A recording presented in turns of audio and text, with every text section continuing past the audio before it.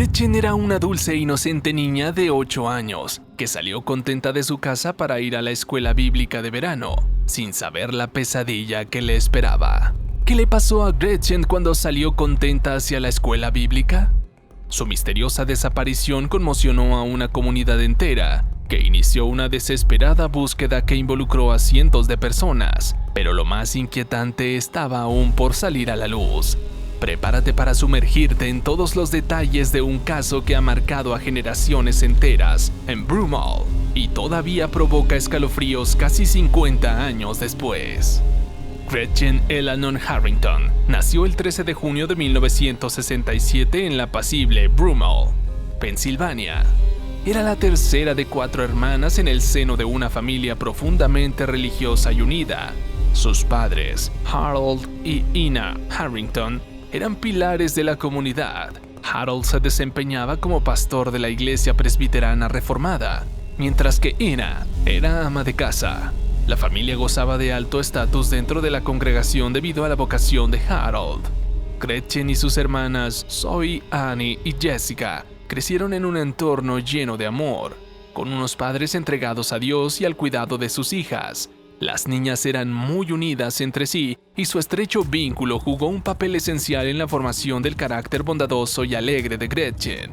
Con solo 8 años, Gretchen ya mostraba una energía contagiosa y una curiosidad innata por aprender y explorar el mundo. Le encantaba acompañar a su padre los domingos a misa, cargando orgullosamente su gastada Biblia. Tenía una fe sencilla en Dios y un corazón lleno de bondad. Su infancia en Broomall fue un tiempo de profundo arraigo a su comunidad religiosa y de desarrollo de los valores que la acompañarían a lo largo de su vida.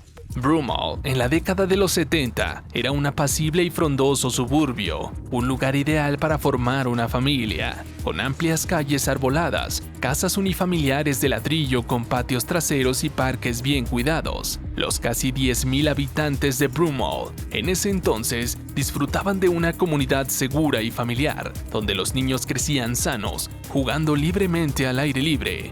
No era extraño ver a los pequeños montando en bicicleta por las calles del vecindario o yendo solos a la escuela y a sus actividades extracurriculares. Los parques de Broomall eran el punto de reunión favorito de estos niños después de la escuela. Pasaban largas tardes construyendo casas club en los árboles, trepando, saltando la cuerda o simplemente charlando sobre sus vidas. Cuando oscurecía, muchos niños seguían afuera atrapando luciérnagas o jugando a las escondidas por los jardines del vecindario. Uno de los lugares más populares era el bosque, que se encontraba justo detrás de las casas que bordeaban el tranquilo Darby Creek, un arroyo que serpenteaba por la parte trasera de muchas viviendas.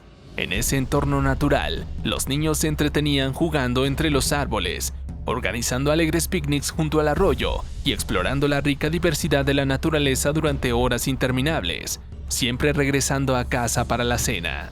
En verano, cuando no había clases, los jóvenes residentes pasaban prácticamente todo el día afuera, muchas veces sin supervisión de un adulto. Andaban en bicicleta o caminando a la casa de sus amigos, a la tienda de dulces o simplemente deambulando sin rumbo fijo, disfrutando de su libertad.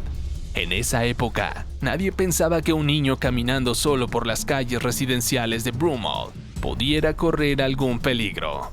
No existían los teléfonos celulares ni los dispositivos GPS para controlar los movimientos de los pequeños. Ellos mismos gestionaban sus horarios y actividades diarias, y rara vez ocurría algún incidente que pusiera en riesgo su seguridad. Broomall era considerado un lugar tan seguro y familiar que pocos padres se preocupaban si sus hijos no aparecían hasta la hora de la cena. Incluso dejaban las puertas de las casas sin llave durante el día. Los habitantes confiaban plenamente en la seguridad de su comunidad. Pero todo cambió una soleada mañana del 15 de agosto de 1975, justo 2 meses antes de cumplir los 9 años. Gretchen se preparó entusiasmada para asistir al campamento bíblico de verano en la cercana Capilla Trinidad, como solía hacer todas las mañanas. En esa misma mañana, la señora Harrington debía regresar a casa luego de pasar unos días en el hospital tras dar a luz a Jessica, la menor de las hermanas. Así que las otras hermanas se preparaban entusiasmadas para recibir a su madre y conocer a la nueva integrante de la familia. Si aún no lo has hecho, te invito a suscribirte a nuestro canal y activar la campanita para no perderte futuras actualizaciones. El pastor Harrington alentó a Gretchen a asistir al campamento para mantener su récord de asistencia perfecta, así que cerca de las 9 de la mañana se puso su vestido amarillo de flores, su favorito, y peinó prolijamente sus largas trenzas rubias. Luego, con su Biblia bajo el brazo y una luminosa sonrisa infantil, partió sola y confiada por las familiares calles de su vecindario. Su familia la despidió con un saludo desde el porche, sin tener idea de la tragedia que ocurriría en las próximas horas. La familia Harrington tenía una cercana relación con David Sanstra, pastor de la Iglesia Cristiana Reformada, que compartía el edificio de la Capilla Trinidad con la escuela bíblica a la que asistía Gretchen. De hecho, una de las hijas de Sanstra, Mara, de la misma edad de Gretchen, era su mejor amiga y compañera inseparable. Las familias vivían a pocas cuadras de distancia y se tenían gran afecto y confianza. Pero esa confianza sería hecha añicos cuando horas después, uno de ellos se convirtiera en el principal sospechoso de la desaparición y posterior muerte de la dulce e inocente Gretchen, que dejaría una profunda huella de dolor y desconfianza en la comunidad de Brummel. Tan solo unas horas después de que Gretchen Harrington saliera aquella mañana rumbo a la escuela bíblica, su familia se daría cuenta de que algo horrible habría ocurrido. Gretchen nunca llegó a la Capilla Trinidad. Cerca del mediodía, su padre Harold comenzó a buscar desesperado por los alrededores, pensando que tal vez se había entretenido con algo durante el camino, pero no había rastros de ella. Preguntó en la capilla y nadie la había visto. Rápidamente la voz se corrió entre los vecinos: Gretchen había desaparecido. Para el anochecer, centenares de personas se movilizaron para peinar la zona buscando incansablemente a la niña. El sábado la búsqueda se intensificó. Amigos, familiares y voluntarios de toda la comunidad de Brummel se unieron para rastrillar cada rincón en busca de pistas. Un helicóptero de la policía estatal sobrevoló el área una y otra vez desde el aire. Los Harrington imprimieron cientos de volantes con la foto sonriente de Gretchen y comenzaron a repartirlos a los conductores en los alrededores. Pronto la imagen de la pequeña de 8 años y su vestido amarillo estampado inundó la zona. Para el domingo, casi 1000 personas se habían sumado al operativo, peinando el bosque, golpeando puerta por puerta y dragando el arroyo Derby. Pero no había ningún rastro de Gretchen. Mientras la búsqueda masiva continuaba, la policía también realizaba una minuciosa investigación interrogando a todas las personas cercanas. Entrevistaron a los profesores y padres del campamento bíblico, buscando algún indicio. Uno de ellos era David Sanstra, pastor de la Iglesia Cristiana Reformada, situada en el mismo edificio de la capilla donde asistía Gretchen. Sanstra dijo a la policía que no la había visto esa mañana. Sin embargo, los investigadores se mostraron sorprendidos cuando Sanstra pudo describir con gran precisión la vestimenta que llevaba Gretchen el día de su desaparición, especialmente los shorts azules con cremallera que ella vestía. Esto llamó poderosamente la atención, ya que Sanstra afirmaba no haber visto a Gretchen ese día. ¿Cómo podía conocer esos detalles? La policía sospechaba que el pastor no estaba diciendo toda la verdad. El día a día volvió a la normalidad en Brummel después de la conmoción inicial por la desaparición de Gretchen. Pero la angustia persistía latente en la comunidad. Una niña había desaparecido sin dejar rastro y nadie logra comprender cómo algo así podría ocurrir en un lugar tan seguro y apacible. Los padres abrazaban más fuerte a sus hijos cuando volvían a casa. Ya no les permitían alejarse tanto y les daban la libertad de antes. Algo se había roto para siempre. La búsqueda continuaba impulsada por la esperanza tenue pero obstinada por hallar a Gretchen sana y salva. Cada día las posibilidades se desvanecían un poco más, hasta que luego de 2 meses un funesto descubrimiento vino a confirmar lo que nadie se atrevía a imaginar. Un corredor que trotaba por el parque estatal Ridley Creek, ubicado a tan solo media hora en auto de la casa de Gretchen, se topó con unos restos humanos. Al principio no estaba seguro de lo que había encontrado, hasta que distinguió claramente lo que parecía una pequeña uña. No cabían dudas. La autopsia posterior revelaría la escalofriante verdad. Se trataba de Gretchen Harrington. Los registros confirmaron su identidad. El forense determinó que había sufrido al menos 2 fuertes golpes contundentes en el cráneo, fracturándolo y causándole lesiones cerebrales. Todo indicaba que Gretchen había sido brutalmente agredida y asesinada por alguien. Su cuerpecito yacía en el bosque desde hacía 2 meses, mientras la comunidad se aferraba a la idea de hallarla sana y salva. La noticia fue un mazazo emocional para Broomall. El pastor Harold Harrington habló desde el púlpito del profundo dolor, pero también de su fe inquebrantable. Gretchen ahora está en manos de Dios, dijo. El descubrimiento desató una intensa búsqueda de pistas y sospechosos, pero el asesino de Gretchen permanecía oculto, dejando a la comunidad con un sentimiento de conmoción y desesperación, mientras esperaban respuestas que parecían esquivas e inalcanzables. Tras el fallido operativo de búsqueda inicial, el caso de Gretchen Harrington parecía haber llegado a un punto muerto. La policía continuó la investigación, pero sin pistas firmes ni sospechosos, solo preguntas sin respuesta que atormentaban a la familia y a los habitantes de Bournemouth. Durante los interrogatorios surgieron algunos indicios, como el avistamiento de una camioneta verde cerca de la escena o un Cadillac con techo claro y un fondo oscuro, estacionado en la zona. Pero nada condujo a un sospechoso. David Zandstra, el pastor que había descrito tan vívidamente la vestimenta de Gretchen, fue llamado a nuevas entrevistas. Allí insistió que no la había visto la mañana de su desaparición y dijo desconocer por qué pudo describir sus shorts con tanta precisión. La policía también investigó a varios delincuentes sexuales conocidos que vivían en los alrededores. Incluso se buscó en los registros de propietarios de vehículos avistados, pero todas las pesquisas solo llevaron a callejones sin salida.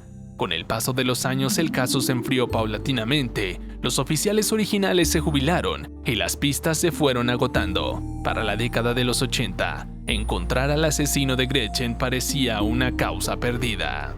Durante casi medio siglo, su muerte permaneció envuelta en el misterio. Sus padres fallecieron sin saber lo que le había arrebatado la vida a su hija. Varias generaciones de detectives asumieron el caso, pero ninguno logró resolverlo.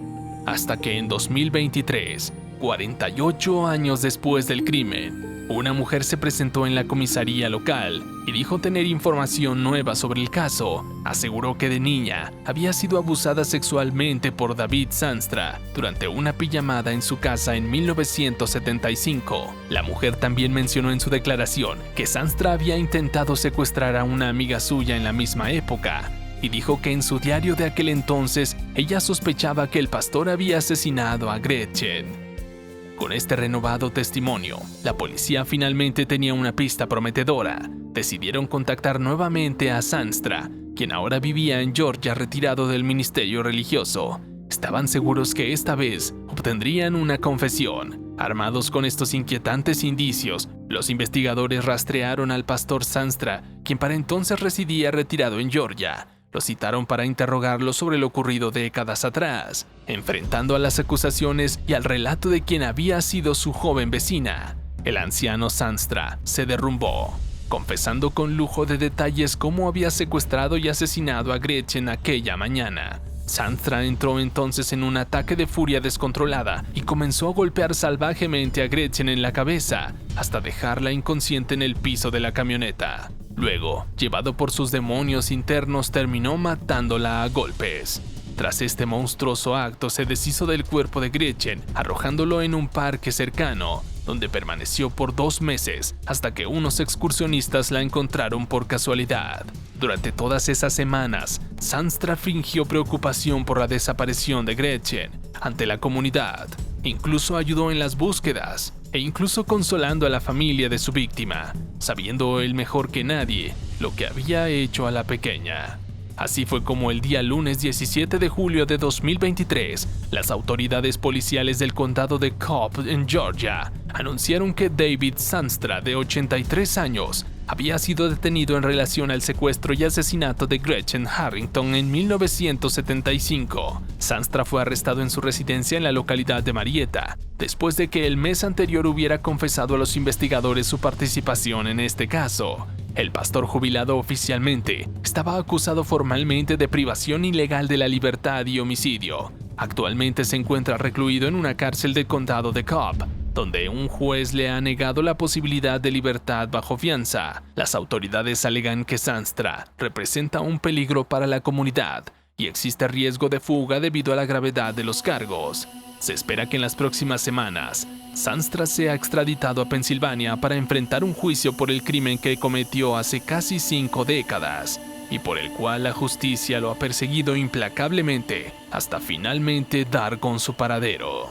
El caso de Gretchen Harrington dejó una profunda impresión en varias generaciones. La tragedia que sufrió a manos de alguien cercano y respetado dejó una huella imborrable en la época, marcando un quiebre en la inocencia de aquel entonces. Su historia nos hace reflexionar sobre la vulnerabilidad de los niños ante la maldad humana.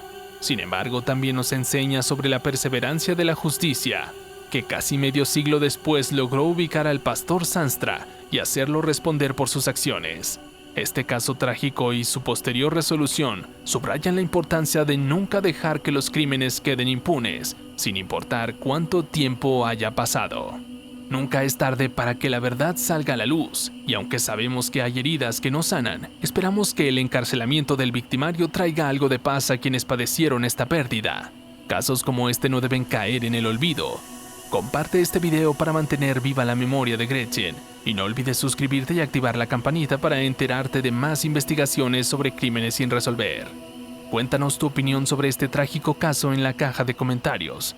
¿Crees que finalmente se hizo justicia después de 48 años? Esperamos leerte.